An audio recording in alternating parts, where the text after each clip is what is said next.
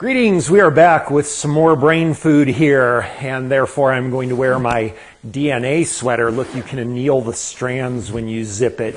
Actually, no joking, it turns out that this network messaging stuff actually has striking similarity to how DNA works and how it converts and transcribes to messenger RNA, and even the coding within the messages, start codes, stop codes, things like that, also present in DNA. So it's actually remarkably similar. One of the things I've noticed is the people that do this kind of stuff, like, they're the real deal. I am telling you, it is easier to make a COVID vaccine than it is to decipher network messages and tie them to a particular component. But we also do it the same way, by the way, in science. This is real science. It's the same thing. It's actually the same thing. The way that I am determining which messages are tied to what things is actually how we did it in biology when we were mapping the human genome. You're not sure. You've got these messages, you've got these genes. You're not sure what they do. How do you find out? Well, there's a couple ways. You look at a person who has that gene turned on. You look at a person who has the gene turned off. What is the difference in the case of something like BRCA1? Well, the person has breast cancer, right? The other thing we can do is we can induce those genes. We can turn on messages or maybe turn off messages in the body, knock out a gene. What is the effect when you knock out a gene? What happens? Well, when you see that difference and you line up all the genes and you look at which ones are knocked out and which ones are turned on and how that creates differences between that subject, well, you can determine what those genes do. It's called differential display. Well, there's newer ways of doing it now. It used to be called differential display. It's the same thing I did with the Excel spreadsheets. It's exactly the same. We did a differential display. So, yeah, this is pretty hardcore. I wanted to mention, as such, I get a lot of comments that were very, very, very helpful, and thank you for that. We're going to cover some of those as it's helped to increase my understanding. But also, obviously, a lot of comments on how this stuff is way over their heads and things. And I just wanted to talk about that a second, because it's way over my head, too. It is. It's way over my head, too. And that's the thing, is that the whole point on the channel here is that I'm going to take complex automotive diagnostic processes and I'm going to explain them very simple so that you all can understand it. Well, I cannot do that when I don't understand it myself. So this is a video about me trying to understand it myself. And yeah, in doing so, it's you can see it can be pretty frustrating. And how do you understand something when you really honestly have no clue what's going on? Well, one way that you can do it is how I'm doing it. I'm taking what little I do know from what I learned from Chad, from what I learned from you guys, from what I've read on my own, and I put together an understanding of how I think it works. Based on that understanding, if I am correct, well, then I should be able to do certain things, right? So if my understanding is correct, I can set up experiments to test what should happen based on that understanding. So based on what I'm putting together in my mind, if we hit the brake pedal, we should introduce new messages on the CAN network. I therefore should be able to separate out the messages with the brake pedal pressed versus it not pressed, and then those messages with it pressed must be related to the brake pedal. Now, the problem is that when we did that, of course, we saw it didn't really work. If it works, it's really simple, because if your experiment based on your understanding works and it's congruent with what you expect would happen, that's validation your understanding is probably right. Well, unfortunately, that didn't happen with us last video, and that makes it's always easier when you're right the first time. Well, that didn't happen. We pressed the brake pedal. We compared it with messages before pressing the brake pedal. We weren't able to separate something out. So that means it kind of splits off. It gets more complicated, which is tougher because you don't understand it to begin with, and now it's more complicated. Either I was still correct in my understanding, but the experimental design failed, so we weren't able to show this because there was something wrong with the way I set up the experiment. or my understanding is wrong. Which direction do you go? I was thinking about this. I don't think I made a mistake in the last video. I think it was correct. I think my understanding was incorrect, and I'm going to amend that. And then also I'm going to review some of the comments that you guys had that will help everybody to understand a little better what's going on with these messages and how they work and how the network works. I found it very helpful. And then finally, we're going to go in and I'm going to show you the new experiment that I've set up where I do believe we're going to be able to press the brake pedal. We're going to be able to find the messages that are tied to that. I think I have a better way of doing it. So the first thing is let me change and go on the dry erase board so that you guys can follow along, the few of you that will be doing this relatively. So if you do finally get to understand how to do this stuff, just think if someone has a CAN networking problem, they're going to go to you. They can go to anyone for plugs and wires, but they're going to go to you. And you're going to be the only one in town that can do it. So there is some value here.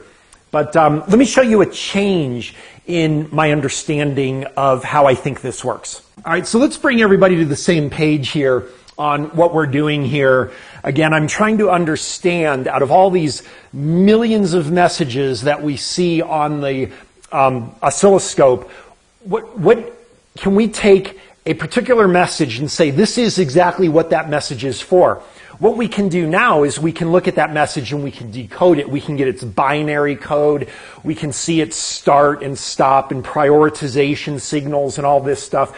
But again, my problem is I want to see if I can find out what was that message particularly for? Was that a message to change the pulse width of a fuel injector? Was that a message to deploy an airbag? What was that message for, you know?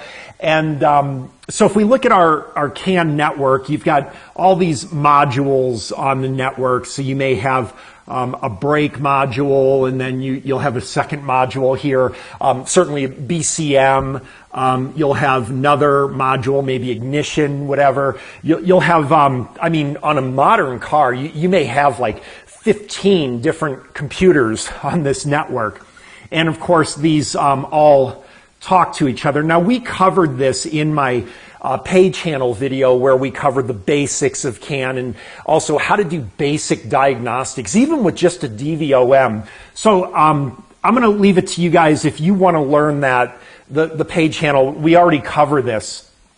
But the thing is that the way this works is it's not like Module 2 talks to this module specifically. This is kind of like a conference call a bit, and you've got all these modules talking all the time, and they're just constantly feeding information back and forth all the time. Now, obviously, if this is a brake module here, well, it doesn't really care about ignition signals, but it still sees those messages. It just kind of ignores them. A lot like I do on a conference call. When I'm on a conference call at work, it just sounds like a whole bunch of people babbling. But then every once in a while, I'll hear my name or something. And, oh, well, that's important to me. So I'll pick out those messages out of all this chatter going on. And that's kind of more how this works.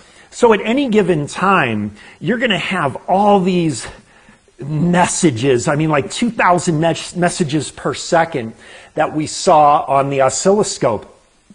And one of the mistakes that I made is I was thinking out of all these messages going on, let's say we hit the brake pedal. All right, so now we hit the brake pedal. I am absolutely positive on a 2014 CAN networked car, if you hit the brake pedal, that is going to send messages on the CAN network. Now, if I am wrong about that, well, now my experiment design failed because I can't correlate CAN messages to the brake pedal because they're not on the CAN network. That would be a failure.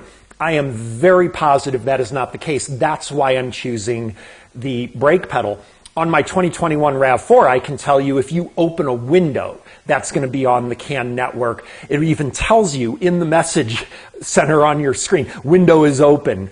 So it knows, but the problem is that I think there's going to be 10 billion messages on the 2021, and it's going to be harder for me to decipher out a single one I'm looking for. I think it'll be easier on the 2014.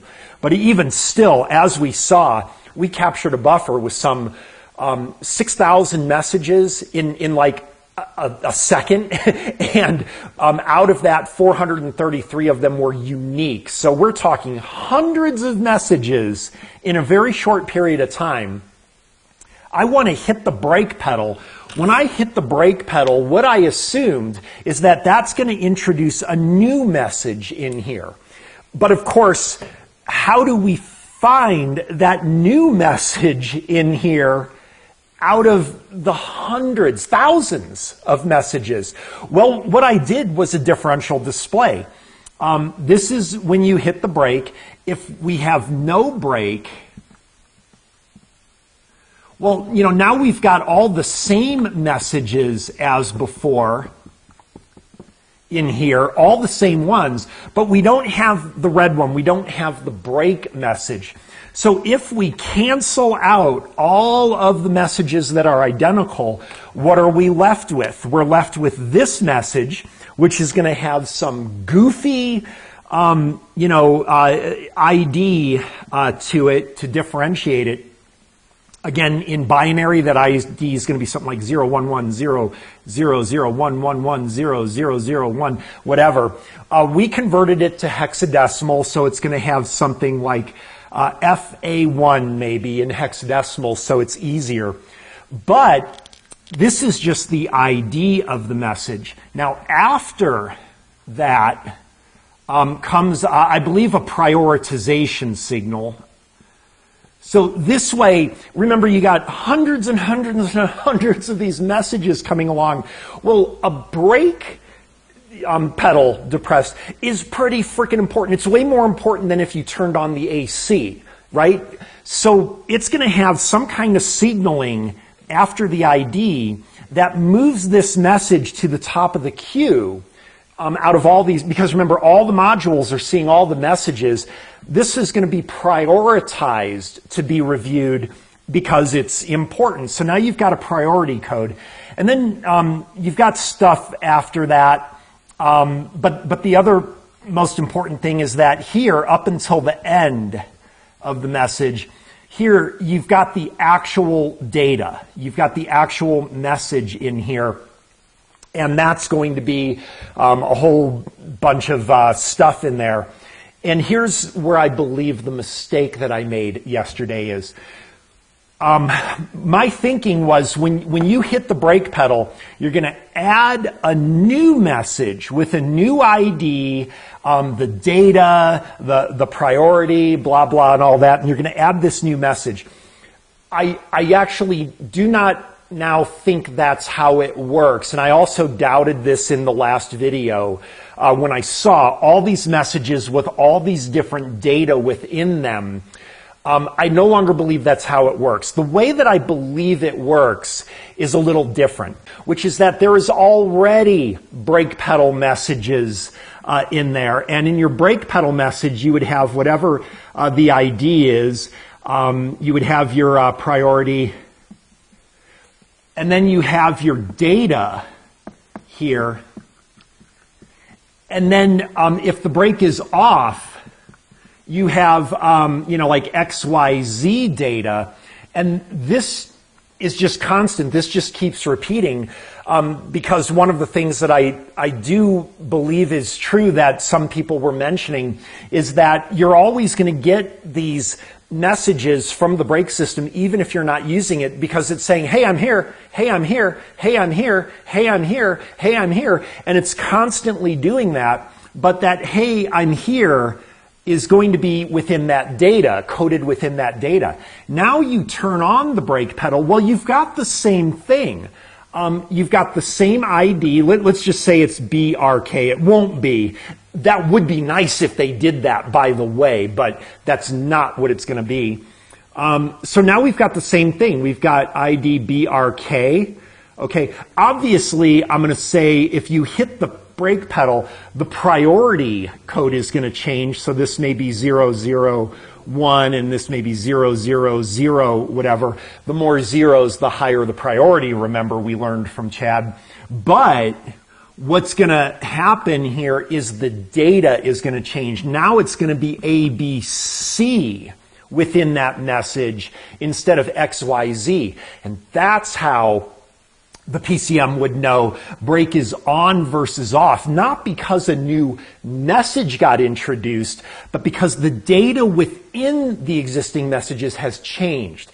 That's what I believe. And so in other words, when I did that differential display, when I separated out, here's all the messages with brake pedal off, here's all the messages with brake pedal on, and I failed to pull out new messages with the brake pedal on, I believe that it still worked, but what I did was I changed the data within the list of messages.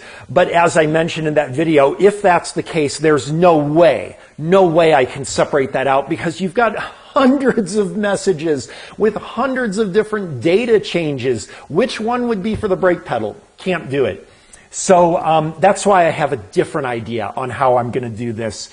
What we're going to do is we're going to create a signal on the oscilloscope.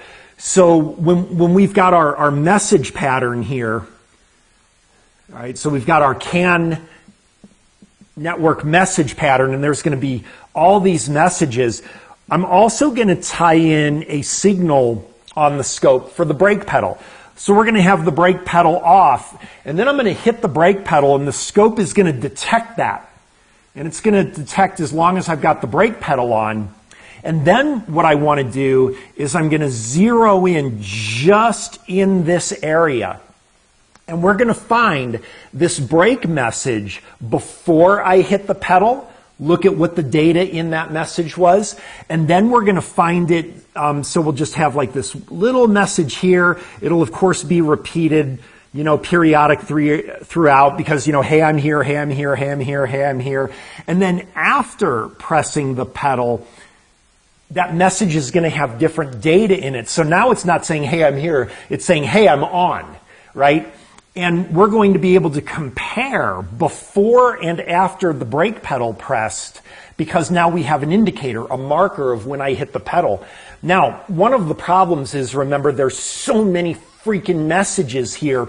I don't think it's going to be so simple that we zoom in on this before and after the pedal, and we have whatever ID, BRK right before I hit the pedal, and BRK right after. I think we're going to get like 10 messages before and 10 messages after, because remember, that whole message stream doesn't stop just because I hit the brake pedal. These messages are still going. So you're going to have lots of messages that happen to be there before and after I hit the pedal. So we may have to do a little trial and error to filter out which ones are for the brake pedal, and I think I have an easy way to do that too without using Excel. So that's the strategy here. I wanted to cover one other thing that somebody pointed out that totally made sense to me and I think is very helpful, and that is, if you remember, I got a lot of message CRC errors that I wasn't too concerned about, but it turns out there's an explanation. You're always going to get some CRC errors in your capture. Again, a CRC error is when the message was not read completely, and there was a viewer who brought up the reason why. Oh my gosh, I'm sorry, dude, I forgot your name. But if you look back in the first video, actually, you know what? For the edits, I'm going to put his name right here, because he definitely deserves some credit for that. As do lots of people. Chad himself contributed information. Everybody contributed information, but the one piece of information I couldn't get that I really wanted is, will it create new messages or will it change the data? No one was really sure on that. We're going to find out in this video, I believe. But what this guy here pointed out was, again, remember, when you've got these messages here, you've got all this data coming in, and then that codes to those messages with your, like a kind of a start and an ID and a prioritization. So all this converts into this in binary, and then you've got your data. You probably have other things. I'm oversimplifying this. And then the end indicator. And the thing is that, again, you've got all these messages. This is what your message is, and you've got all of these. So this square is all this, and then this is a different message, and this is a different message, and this is a different message, and this is a different message, and there's hundreds of these, and they're captured in buffer segments. So the buffer segment is going to be like a page in a book. And think of these messages as sentences within that page. Well, if you've ever read a book before, every time you come to the end of a page doesn't necessitate that you're at the end of a sentence. The sentence can run on to the next page. Page ends in the middle of a sentence. Well, that sentence is carried over to the next page, right? And so this would be like buffer 1. This is buffer 2. And then, of course, we continue on with our complete messages here. But this message got interrupted between buffers, which is going to happen all the time. There's so many messages, right?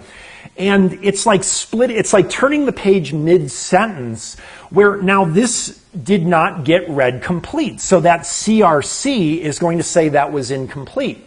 It's going to happen in the next buffer too, right? It starts reading this. It says, well, whoa, there's data there, but there was no start to it. So that is incomplete. It didn't check. These other ones check until you get to the end of the buffer. Maybe the buffer happens to end right at the end of a message and before the beginning of the new message. Well, now, everything's good. You don't have those errors. But over the capture with thousands of messages, you're always going to have this. So I believe I explained that right. It makes total sense to me. Thanks for that. So I'm no longer concerned when I get, a few CRCs that don't check, because you're always going to. Oh, and there's one other thing too that you may have noticed, and that is I had stated that, again, when you've got your network signals, you've got your CAN high, okay, like that. And then you also have your opposing signal here, your CAN low.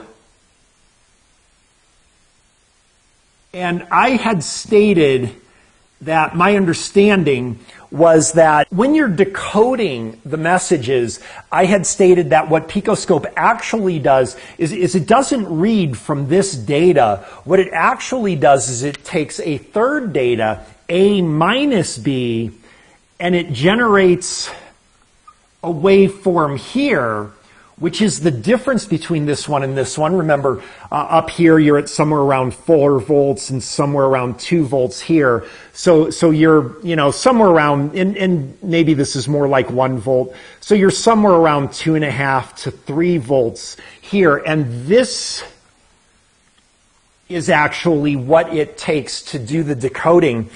So it turns out that that's true, but not exactly the way I described it. It's not that it needs this to do the decoding, because as you remember in the last video, we found that it decoded perfectly fine with only the CAN high. It didn't need the CAN low. Without the CAN low, how is it going to generate this? It turns out that it does the separation, and again, I'll have to find the viewer that pointed this out. I'll put his name here too. It actually does this for a noise reduction. So like, let's say you've got a little bit of noise on this one here, but you don't really have noise on the second one. Well, when you separate it out, subtracting, well, you now cut that noise in half. So it gives you a noise reduction. And by not having this second channel, well, we just don't have the noise reduction, but it can still decode fine. So that's why I'm still able to get decoding off of just the one channel, which is very fortunate for us and for C5 Diag, because now he doesn't have to send me a 4-channel Picoscope. So I wanted to point that one out too. If you're really sharp and you're thinking, well, how are you decoding the messages on just one channel with the CAN? This is why. We just don't have the noise reduction. All right. Now, the strategy here. What I am going to attempt to do is we are again going to have, we won't have the CAN low, so we're just going to have only our raw data on CAN high. I am at the same time going to be decoding that. So we're going to have our little decoding bar here with the messages decoded from that data. All right. And then this is a calculated channel. This isn't an actual physical channel. This is just calculated from here. So now we've got our decoding. This would be can high. And then here, I'm going to tie in a channel to the brake pedal. So I'm not sure how I'm going to do this yet. There's going to be some kind of fuse or relay or something that when I press the brake pedal is going to change the electrical signals. So we're going to have the brake here. And then, so when I hit the brake pedal, it's going to give me a signal on that. And of course, when I release the brake pedal, and then what I'm going to be able to do is I'm going to be able to isolate just this area. Now this looks super simple, right? I just so happen to have a message that corresponds with the brake pedal turned on. That's not going to happen. This is going to look more like this with, probably 10 messages when the brake pedal is on and off, and all these messages are jammed together, and there's a lot in between too. But in this area, the more I can narrow down, I'm thinking I'm going to get 3 or 4 messages. And one of those, or more, there could be more, but one of those is going to be for the brake pedal. And then we're going to look at those same ones earlier downstream, and we're going to compare the data within them. And I believe what we're going to see is if it's tied to the brake pedal, we're going to see a change in the data. Now, of course, we're going to have, lots of these messages. So what we're going to do is we're going to repeat this a couple times. And now, we'll have whatever ID here. We'll call this A, B, C, and D. We're going to repeat this again. When we repeat it again, just by chance, there's again going to be other messages, but there is going to be that brake pedal one. So now let's say we do it again. And we get ID R, Q, and T, but B still remains the same. Well, now we've got evidence that B twice now was there after we hit the brake pedal. That's going to give us indication that message B is tied with the brake pedal. So we may have to do this a few times. Now, if this doesn't work, then we got one of 2 possibilities then. One of them is my understanding of this is incorrect. The second one would be that the brake pedal does not show up on CAN network. I cannot see that happening, but maybe that would be the case. And then another explanation could be that because maybe there's a delay in the data processing or something like that in decoding these messages, maybe the brake pedal signal appears instantaneously, but you actually can't correlate it with a moment in time to a decoded message because maybe there's a processing delay. I don't know. I mean, this is pretty frickin' fast with the processing. It should be able to process a message in a blink of an eye after I hit the brake pedal, I would think. But anyway, so there are some flaws with the thinking here, but let's go ahead and give it a try. All right, for our setup, we've got the picoscope in the car connected up to the CAN high, and then that'll be channel A in blue on the scope, and then channel B in red we can see I've got tied up into the fuse relay box here. And it turns out I had very practical application for my relay test kit tool here that I described in the Christmas gifts section. And there's a couple reasons. First of all, what I obviously would like to use is my other gift, the Fuse Buddy, and just put it through a fuse for the brake pedal. Well, it turns out there's not a brake pedal fuse on this car, and actually that is more and more rare. Again, as these things are controlled on network, they're going to be kind of on shared systems, so there may not be a specific brake pedal fuse anymore for brake lights and things like that. That's controlled through networking now on a lot of cars. So I wasn't able to find something like that. But what I do have is this relay here that I believe is for the ABS system.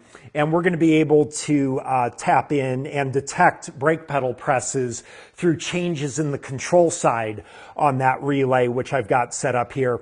And the other thing is why not just tap in like I normally would do right into the relay port? And that is because I believe that you need the control side of the relay to be intact in order for you to have those messages through the CAN network. I'm not totally sure on that. I don't have a wire diagram for the car, but I believe you need the control side to have integrity and voltage through that in order for that to be signaled for the PCM. So if we were to do this without the relay in place, well, then we wouldn't be able to create the difference on the CAN messaging, perhaps. And that's why I've got our little gizmo set up here. This ensures that we have the regular relay operation and we can just tap into it. So very practical application for the relay tool. And of course, that's going to be on our channel B. And let's go ahead and test this out and make sure this works. Oh, one other trick, I also have this curtain rod here that I've attached to the brake pedal. This way I don't have to keep opening and closing the door when I go to hit the brake pedal. Again, opening and closing the door will create changes in messages, and we want to have as few variables as possible. The only difference I want is brake pedal pressed or not. Opening the door would make a lot of changes. So let's take a look over at the computer. Let's go ahead and open up Picoscope 7. All right, we can see it automatically found the Picoscope and it's probably going to run it. And we already have our messages up there, but of course we have to optimize this. And I did figure out, by the way, how to optimize that. We see channel B here at 0 volts. I'm anticipating that when I hit the brake pedal here, we're going to see that jump up. And we see it does. You saw how it jumped like that. So that would give us our indicator. When we hit the brake pedal, we would know where to look for messages. First thing we need to do, and now I have gotten good at this, by the way, we're going to go to our sampling. We need to increase the sample rate. I don't believe we really actually need it to 20. I've been using that. I'm pretty sure 10 would be fine. But we're increasing our sample rate to 20. We're going to bring this down to 10 volts here. I'm going to move this up and out of the way. Move this up and out of the way because we want room for our table. All right, now what I want to do is start my decoding. All right, we're going to go more serial decoding. I'm going to select CAN. Next, we're going to do channel A because that's our CAN high, and we've got that set as high. I have found that if you set the threshold to 3, that it does seem to give you the maximum amount of accurate reads on the frames. So I still don't know what this hysteresis is. It's some type of noise filter that automatically populated that number. I do not know how to set that. You see, we're already at 500 kilobaud, so we're good to go. Now, I noticed on this next screen some things that we are going to use, and one of them, I've played a little bit with all buffers and current buffer. This can reduce the amount of data that we have by just looking at the current buffer and the data trapped within one buffer versus all buffers. I have also discovered on my own that you can also limit the number of buffers it captures. So we have ways to limit the amount of data and not deal with thousands of messages anymore. But for what we're going to do today, I don't think that's important. But another one, really good look at this, decode between the time rulers. I do believe that's going to be very useful for us as we are going to be able to set rulers, which I use actually quite a bit when I use the Pico on my own. And we can only decode in the area between the rulers. Just think how useful if we set rulers just before and just after a brake pedal press. We're going to leave that off for right now. We're going to finish. I'm going to run this. Let's explode up our table here. All right, we can see that we've got lots of good, solid messages. I'm going to sort this by the CRC invalids. Oh, look at that. You see, we only have just a handful. And again, that's because of the frame splicing some of the messages.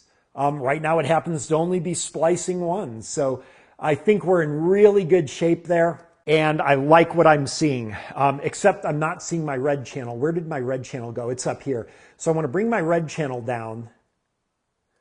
And I think what I want to do, just to make it easier to capture, we're going to explode up a bit, just so I can definitely capture the brake pedal press. When you're zoomed in really tight like that, it is hard to see it.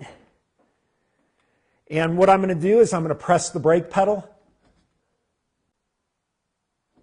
There it is. I'm going to stop that.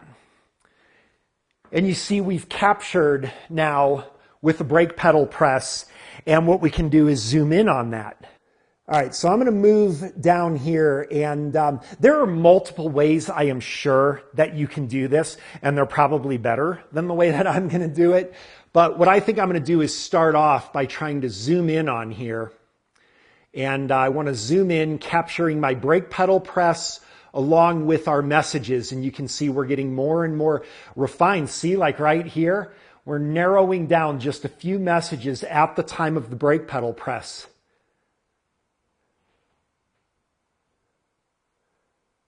Like that. What's interesting is this looks like a single frame here. And it looks like it may have started just before the brake pedal press. Again, there's some just chatter here, a little noise. This is the brake on. Again, let me back out again just to show you. See, again, that's the brake on that we are at. So let's move back in. All right, so again, as we zoom in again, we've got our messages up here. Now we're starting to get our data from our message. This looks like this started just before the brake pedal press, but I'm going to go ahead and capture him anyway. Got our data down here. So here's what I'm going to do. I'm going to back out of this one. And it looks like we've got some messages. We got this one before and we've got some messages after. I'm thinking one of these is most likely to be our brake pedal press. So what I'm going to do is I'm going to go over here. I'm going to drag a ruler. I'm going to put it in front of that message right there. And I'm going to drag my other ruler. And I'm going to drag it after that last message, after the brake pedal press. I'm going to go back into my decoding instructions here. And we're going to choose decode time between the rulers and finish. And that should decode only between the rulers. That's an awful lot of them. What we're going to do now, I just want to zero in a little bit more, because my guess is that the prioritization is going to give me further clues. So I'm going to bring my decode channel down here. We're going to zero in on these more. Oops, moved my ruler. I didn't mean to do that. I'm going to drag this over closer to the beginning of the brake press.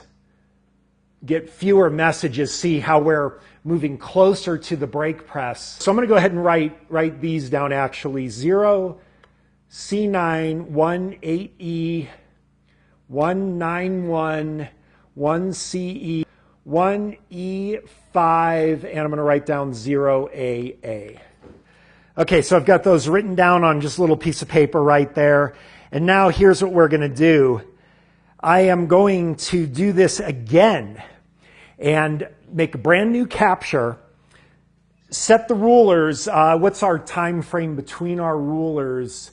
Well, it may be a little different on the next one, but we've got about 835 microseconds. So I'm going to do probably like a millisecond between the rulers.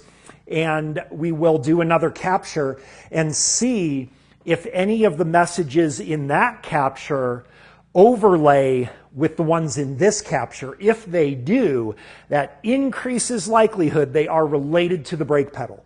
So let's run this again. And I'll need to remove my markers here.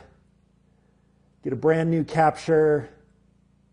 I do believe I'm going to have to go back in here and turn off the decoding between the rulers. And let's see if this brings our decoding back. Also, I got to check how we're doing on car battery. I think we're doing all right for a little bit. Okay, so we're back to doing our decoding. I want to back out of this zoom here so that we can see our brake pedal press again. All right, hit the brake pedal. I'm going to stop that. And again, we've got our area over here with the brake pedal pressed. We're going to go ahead and do the same exact thing now. I'm going to move this down. Going to zoom in. Capture our region with that brake pedal press and the messages included within that. All right, and how interesting here. Let's back out one. So this looks well before the brake pedal press. Obviously, I'm interested in these here. I think this is going to be awful late after the press. So again, let's filter out our data with the rulers. Going to bring one right over here. Going to bring the other, well, let's see, this guy's in my way here.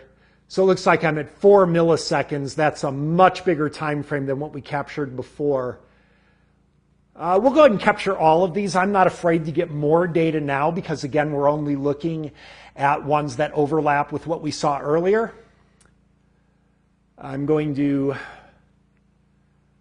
measure between the rulers for the decoding. And let's get our decodes between the rulers. We got quite a few of them here. A very large amount of them. So I think what I'm going to do is just narrow in a little bit more. Probably about like that, I guess. All right, so let's look what we've got. Well, check it out. You guys remember this one, 0AA is there. We have a 0BE, that's not on the list here. Actually, I'll put the list up here. Maybe you can read it. All right, well, I like that 0AA appeared twice. We've got 0BE, that's not on the list. 1A1 is not on the list. 34A is not on the list. 0C9 is also on the list here. And 0C7 is not. So I am going to say, and again, remember, we've got thousands of messages coming along. The odds that we accidentally, within a millisecond or so, where's our time frame here?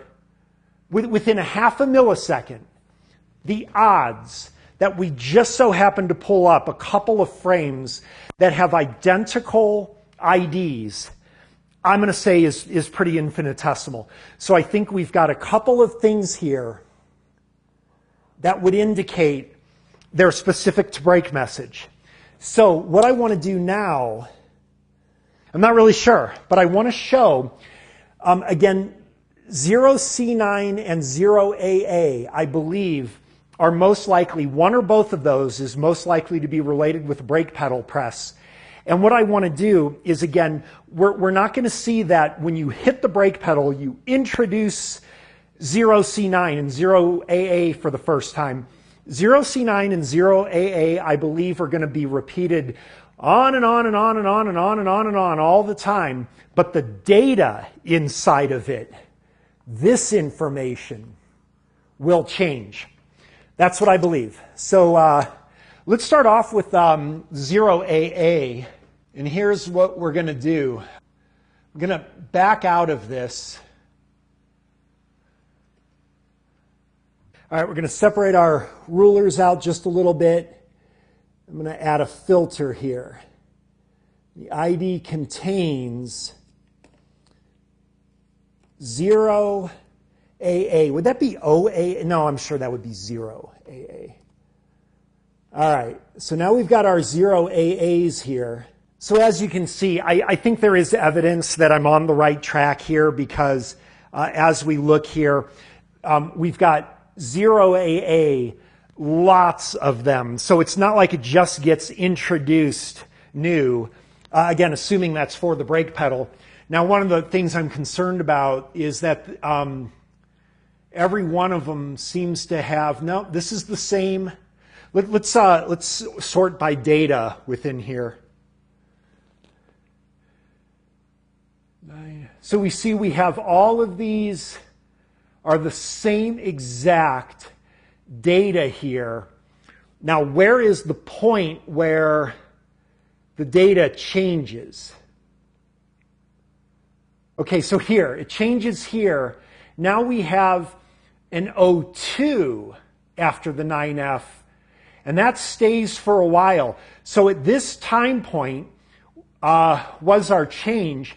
Well, we can see by the time frame here, wasn't 1.783 seconds where we marked earlier? But here we have a time change, or a data change right here between 1.783 and 1.788. I wonder if we can zero in there. 1.774, 751.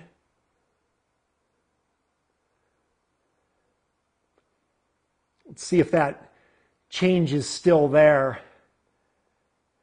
Oh, look at that. It definitely is. We have a change in the data, like right here. I wonder if I can zoom in on that a little bit more and see if that data change corresponds. Oh yeah, we can zoom in more. And we have a change in that data directly before and after the brake pedal press. Quite honestly, I am convinced that we have found that 0 AA does code for the brake and that we can determine a change there. Yeah, I mean, we're talking the odds of catching a data change before and after brake pedal press. This is good enough for me, quite honestly. Let's repeat this again, and we should find. If I just even see 0 AA shows up another time, I'm done. We've succeeded in what we wanted to do here. So let's clear out again. Let me turn off that filter. But what's interesting is it looks like I don't have to turn off the measure between rulers if there's no rulers on the screen, I'm guessing.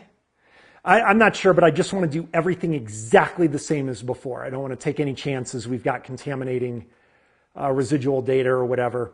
All right, let's do another capture. At this point, if I capture a 0 AA again within that brake pedal press region, we're done. We succeeded. All right, there's our brake pedal press. Let's zoom in on that. The buffers, you see like pages, like I was mentioning earlier. That's the reason for some of these frames having the errors.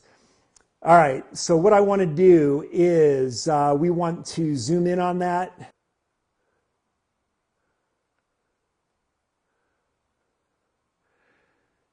All right, and let me bring in those rulers again. Go right there. Right before the press. Let's go to our channel next.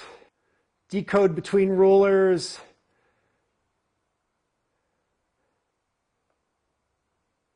And we've got all these new messages here that we never saw before, but we've got 0 AA. Right there. All these other messages, I'm going to look. None of those other messages were in any of our buffers before. The odds that 0 AA happens to show up right after brake pedal press 3 times in a row, We are done. We have succeeded in our mission. Oh my God, so dorky, but I'm so excited right now. I feel like when I fix a misfire or you fix a no start and the car starts and runs and you get this thrill of excitement. I actually got that here. In a way, almost more than I do. Actually, no, it's not more than I do, because when I do that, I'm fixing someone's car and that's part of the thrill. But just the thrill of the challenge and overcoming. My understanding of this is correct. You change the data within the messages. You don't introduce new messages. We were able to identify a message, 0AA, hexadecimal ID 0AA is clearly a message tied to the brake pedal. Now, here's the only thing. First of all, what is the message? Is it a message brake pedal was pressed? Is it a message to the ABS system? I don't know. And then the elephant in the room is, how would this help us with a diagnostic? Like if we found that you press the pedal, ABS isn't turning on, you've got a no comm to the ABS, but you look at your network signals and the network signals look great, but for whatever reason, that message always has a CRC issue with it for whatever reason, some corruption with the signal or whatever. Well, the problem is, how would you be able to identify, oh yeah, the 0AA message is corrupted? Well, you have to know where that comes from. You also would have to know ahead of time that the 0AA is for the brake. Remember, you can't do what we did to identify it because you wouldn't have the message. So you have to know this ahead of time. You would need like a gene map, you know, you would need a map of all the message codes and what each one is for. So I'm still struggling with the diagnostic application of this, but it is refreshing to see that I think our understanding is better. So, you know what? Anything else we do with this, I think we're going to carry over on the paid channel. And what we'll do there is we are going to visit this again, but with the $10 decoder. So any of you guys who want to do this stuff and experiment with it, you'll be able to do it for just $10. So I think we'll play with that a little bit. Looking forward to the comments from the people who contributed to my understanding of this and what your thoughts are. But just want to say I love you guys. Thanks so much for watching. I know this material can be boring. It's not as exciting as diagnosing, you know, like opening a fuel injector causing a misfire. But unfortunately, I think this is the way that things are going. No, it's not unfortunate. I think it is fortunate because guys like us, we're gonna stand out. We're going to be more and more and more in demand. Because most people, honestly, they're going to look at the title on this video. They're not even going to watch it. But for you guys, stick with it. One final comment again on it being, you know, over the heads and everything. I'm going to divulge a little admission to you guys, a little confession, so to speak. So years ago, while I still had the channel, as you guys know, electrical was a super weak point for me. And I had a car come in that had a couple of problems. It had a misfire, but also ABS light was on. And it had no comm on my computer. Again, I was still learning, this is years ago. And on my computer, I couldn't communicate with the brake module, just no comm. So of course, I fixed the misfire. I was pretty good at that still at the time, but I wasn't really sure what to do with this brake module no comm. How do I know if it's a bad brake module? How do I know if it's just wiring to the brake module? Maybe it's just a bad brake switch. I don't know. So I went ahead and I looked up on it, find video by Scanner Danner, I'm sure it was. And he's got his oscilloscope. I didn't have an oscilloscope at a time. And he's got his oscilloscope and he's connected into the CAN network in the vehicle. Oh, right there. I was like, forget that. I'm never going to learn that. I didn't even know what an oscilloscope was at the time. And here's all these waveforms on there, and he's looking at these waveforms. I took one look at that video, and actually I made the decision even before that at the time, because occasionally I will watch other automotive videos when I have time, when I'm on the airplane or at the hotel or something when I'm traveling. And for Scanner Danner, it was super easy for me. Any of the videos where he was using a scope, I just never watched those, because why would I ever watch those? I'm never going to understand it. I'm never going to own a scope. Well, look at us now. As a matter of fact, I watched a few videos of his recently, and maybe he has it on the pay channel or whatever, but I don't think I've seen a video with him doing decoding yet. So how interesting is that? But the point of the story, obviously, is that this philosophy that you look at this stuff and you're like, well, you know what? That's probably only going to happen 5% of the time. If I can cover 95% of the stuff, I'll be fine. That was true for a while, but I can tell you, that was my thought about learning electrical. I can do the computer diagnostics, the engine performance. I can analyze fuel trims. When it comes to the electrical, yeah, I sucked, man. And I just thought, well, you know what? They can go to a shop for an electrical. I'm a do-it-yourselfer.